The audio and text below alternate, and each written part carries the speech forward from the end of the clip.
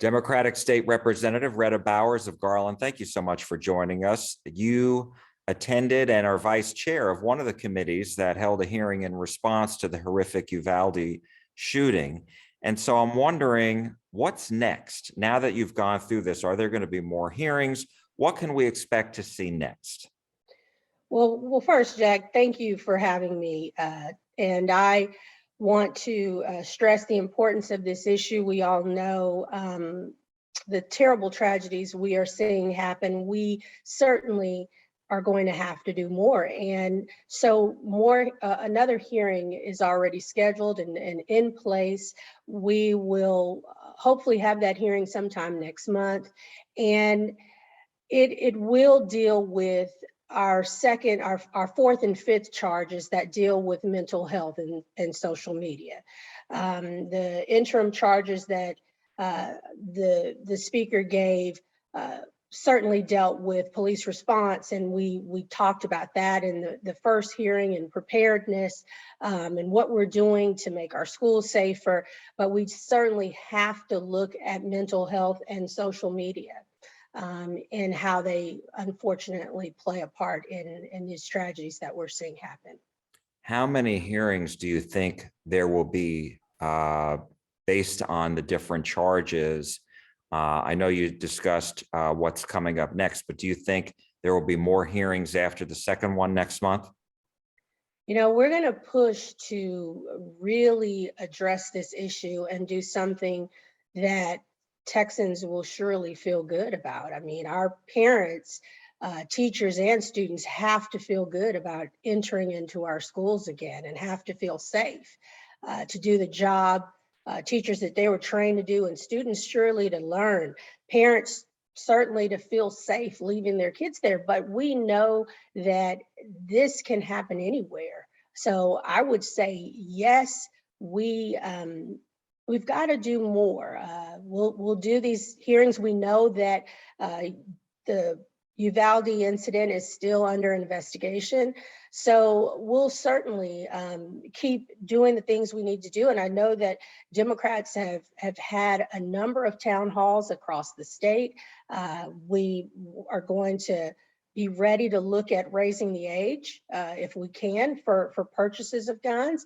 We're going to be ready to look at red flag laws or extreme risk protective orders.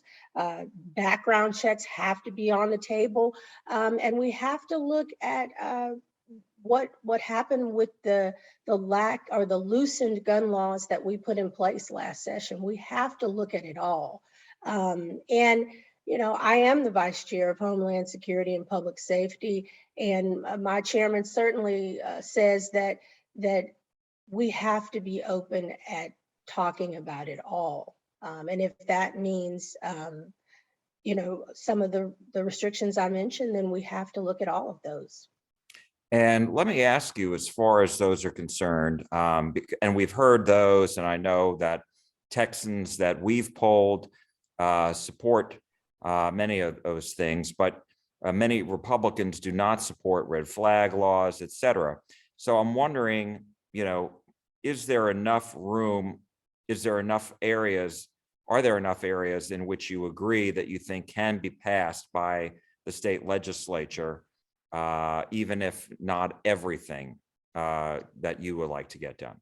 Well, we know that the governor has been open to red flag laws previously, and extreme risk protective orders look a lot like that. The only thing that I think we'll have to look at is if an extreme risk protective order is enough, because it can be removed if necessary. And you know, there are statistics that say 18 to 20-year-olds, when we talk about raising the age, they commit gun homicides at triple the times of 21 and older. So we need to look at that. And I do think that my Republican colleagues will be willing to come to the table on some of these issues. I have high hopes that we will be able to find some common ground when it comes to sensible gun law reforms, because will mean and could mean saving lots of lives. We are just recently coming out of a holiday where we faced more tragedies in this country, and we have to stop the killing and the bleeding. I wanted to ask you, as it relates to red flag laws, how important is it to you that there will be due process involved so that this is not something that can just happen? I know some of the people who oppose it worry that somebody's going to be able to just make a complaint against somebody they don't like, and boom, there will be a red flag or an extreme protective order filed against them. So how important is that to you? Well, when we look at extreme risk protective orders and red flag laws, these are really put in place because that person is seen to be a threat to themselves or to others. And so I do believe that we have to push forward and make sure there is due process, because um, we're not looking at those responsible gun owners. We're looking at people that can pose a real threat to the state and to the community. So there has to be um, the extreme risk protective order, Jack, can prevent things like suicide. It can prevent mass shootings. Um, it can prevent death of loved ones with intimate partners. So we have to make sure that something like this could be put in place, because it really could end up saving lives, lots of lives. Does the state need to increase penalties for violations of existing gun laws? That's something that we're going to have to come together in the session and talk about. And that's why I said earlier, I believe that all of these things have to be on the table for us to discuss. That's a question that that we all have on our minds, but I just can't answer alone right now. Do you have any specific ideas or legislation, not just on guns, but anything else in response to Uvalde, whether it be school security and safety, mental health, et cetera? Well, I want to be honest with you. We did everything during the last session that we could to make sure that you know permitless carry was not on the table or an issue at all. We fought it with everything we had, and so as we move forward, uh, I will say that my legislative agenda is being shaped currently. And with the hearing still underway, there are a lot of things I'm thinking about. One of the things that I did think about, that the governor has said he feels strongly about, is certainly shields for our ISD police, as well as, for me, it would be tactical training. There has to be more protections when it comes to our kids and our teachers. And so those are some of the things that I'm thinking about. But as you know, we still have one more hearing to go through for sure. And as well, Uvalde is still under investigation. I wanted to ask you about, the classroom doors and locks and exterior locks on these school buildings, making a perimeter. What do you make of those? Here in Uvalde, let's take Uvalde, for example. The exterior lock, it worked, but it wasn't in the lock mode. And then the same thing with the classroom. The teacher would have had to go outside to lock the classroom door from outside of her classroom. And on one hand, there were a lot of people very upset about that, as far as, not having that ability to lock it from inside. But then when you consider the fact that teacher doesn't want to be locked out of the classroom by his or her students, there's that. So do you think that this needs to be examined?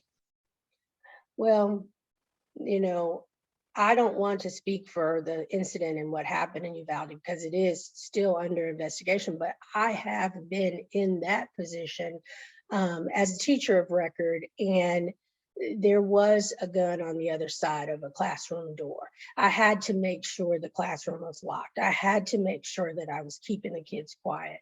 And looking in their eyes, it's a very scary situation. It is something that I do believe we'll need to talk to our school districts and make sure that they are doing those checks before school starts. They've got to go through and make sure that these things are working, so that if in the event, an unfortunate event that this could happen again, that teachers are prepared to protect themselves and to protect the children that are in their care.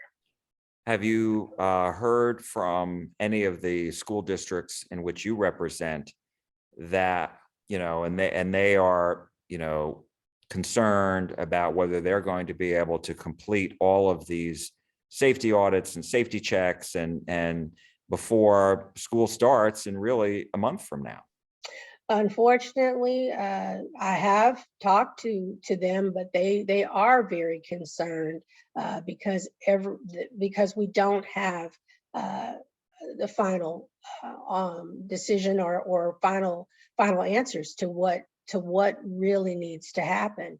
I did have the pleasure of attending a town hall in Dallas with one of those ISD's representatives present, and they're prepared to do whatever it takes. They are listening. That is one thing that I felt the community was glad about, Jack, that they could tell that as state legislators, we were listening to them, and also that the ISDs were ready to come together to work to do whatever we have to protect them.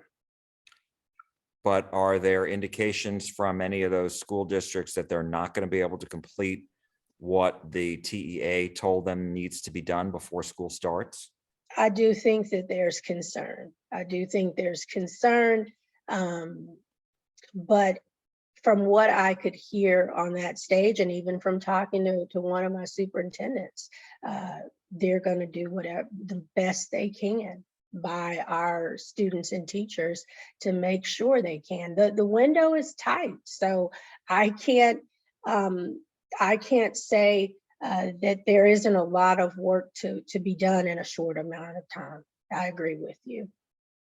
And I wanted to ask you about, we've heard a lot of concern as to whether the full truth is going to come out about what happened that horrific day. And so I'm wondering, as a state lawmaker, when you hear concerns that some of it may be swept under the rug, do you hear that? And what are you doing to make sure that all of it comes out?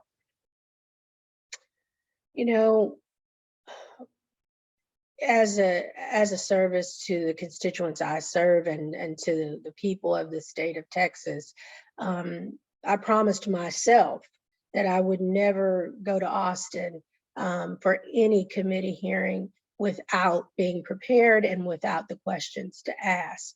And when we have these moments, whether it's invited testimony or public testimony, I certainly want to raise the questions that will move the needle and the pendulum forward in terms of being able to come together with my colleagues, Democrat or Republican, to make sure that we do right for the citizens in this state. And I said that in a committee hearing recently, and I'm willing to come to the table to work together with my colleagues, no matter what side of the aisle they're on, but to find the right protections to put in place so that we don't see any more lives lost when it comes to this. And however I get to the state capitol to do the service and the work that I was sent to do, I am certainly listening to our constituents and taking their voices with me when I'm on the dais. It is on my heart. These parents are on my heart. I carry the work with me wherever I go.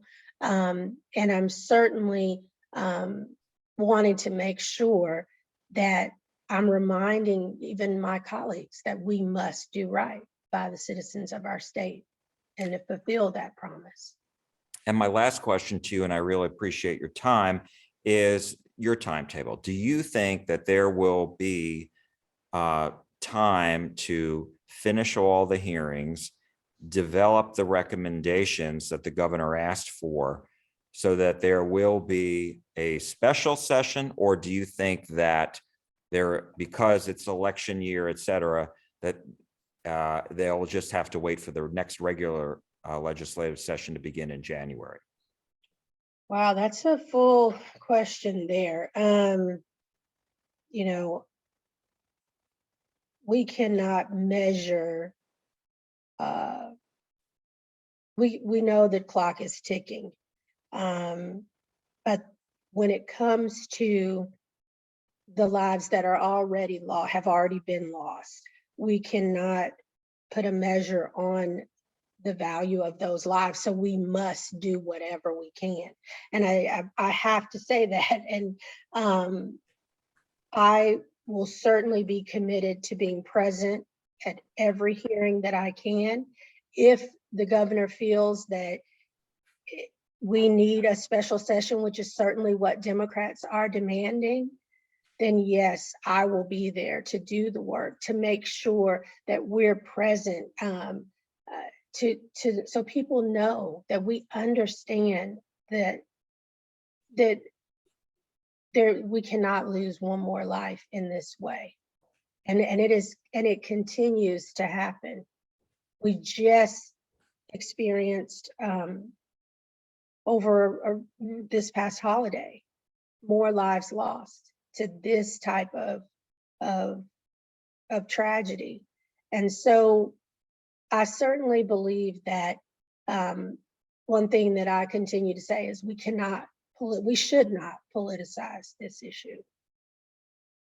I know that, I hope that answers your question on how I feel about it. We should not politicize this issue when we know the severity of the outcomes. So we have to come to the table, be ready. We're going to have to hear some things that either side is not going to like, but we have to find common ground to do right by the citizens of Texas. Do you think that depending on the recommendations and how quickly they are developed, do you think that the governor should be calling you back for a special session? You know, Jack, that is something that only he can decide. And I have, surely already gone on record and said that I believe that is what we need. And if it is to look at something like, we've got to find out what they're going to be agreeable to. I think that's where we stand. I think Democrats are clearly saying the things that we feel we need to discuss, whether it's raising the age, background checks, the red flag laws, or if they want to say extreme risk protective orders, looking at permitless carry again, and regulating assault weapons and large capacity magazines. We have to look at all of it. And I think I've been able to have candid conversations with my colleagues from the other side of the aisle on this issue. And I think they're open to hearing what we have to say. I think we just are going to have to roll up our sleeves, be willing to put everything aside and really clearly work together. If it's existing laws that we have on the books, then yes, we need to look at those and how we fix those. But I do believe that together we can get there. I do believe that. I have served, as you said, in the last session with colleagues that we certainly don't agree on a lot of it, but we're willing to come to the table to talk about it. Will it be easy? No, by any means it won't be. But we have to figure out a way to come to some common ground so that we can stop what's happening in this state and in this country.